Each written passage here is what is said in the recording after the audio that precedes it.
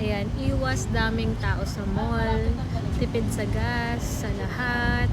Simple simple date lang, makalabos. Buti malapit kami sa mga Vermosa. malapit kami sa mga places na alam mo yun, na hindi masyadong crowded, tapos hindi rin traffic. Grabe, na-realize namin kahapon na ayaw namin pumunta ng BGC kasi ibang-iba ngayon. Sobrang traffic. Cavite to BGC, 2 to 3 hours na yung biyahe. Buti na lang kahapon, paakyat sana kami ng na-EX to Skyway. Lapang mag-Skyway na kami.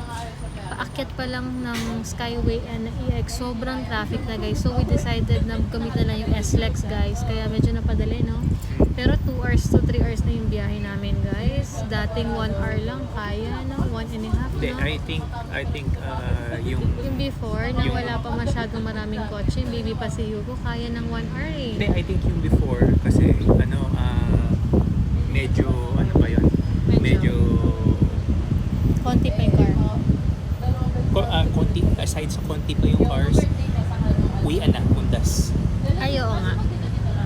Pero kami, sabi nga namin, unlike dati, pwede pa. Ngayon, sobrang daming sasakyan na talaga, guys. Sobrang dami na.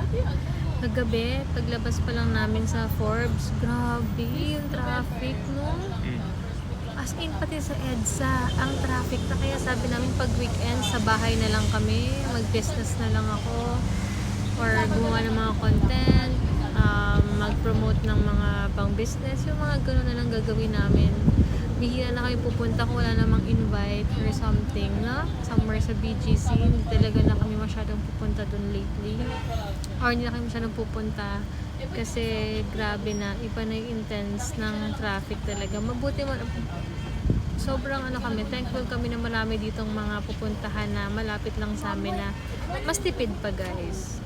Ayun, yun lang. Tapos, grabe na, iba na. Katulad ngayon, imbis na mag-mall kami, nakapag-treat or na rin naman si Hugo. Hindi na kayo makikisabay. Kasi unang-una, ang daming tao sa mall, traffic na naman. Sa parking, paglabas ng parking mo, traffic.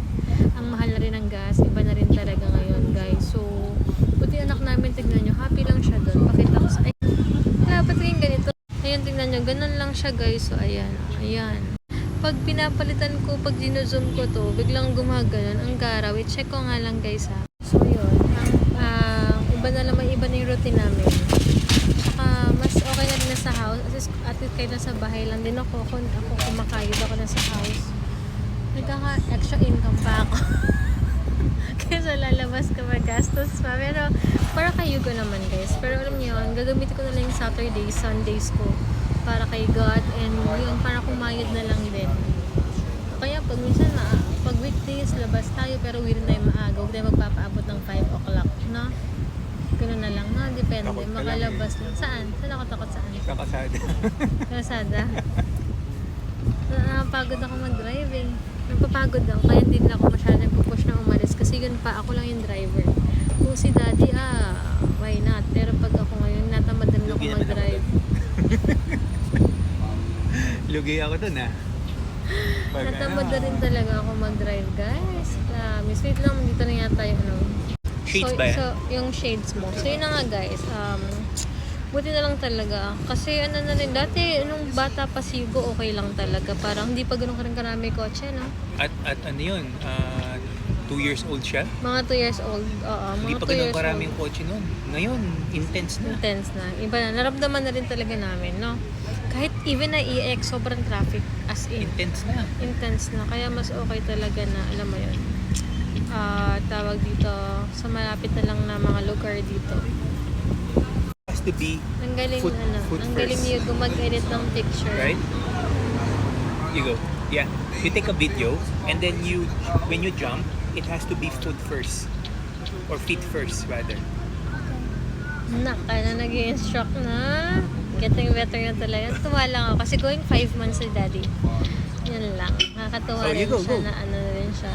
Can you Saka do it? sabi nga ni, gusto niya sabi sa Nico kayo You're na, getting smarter. yun yung memory.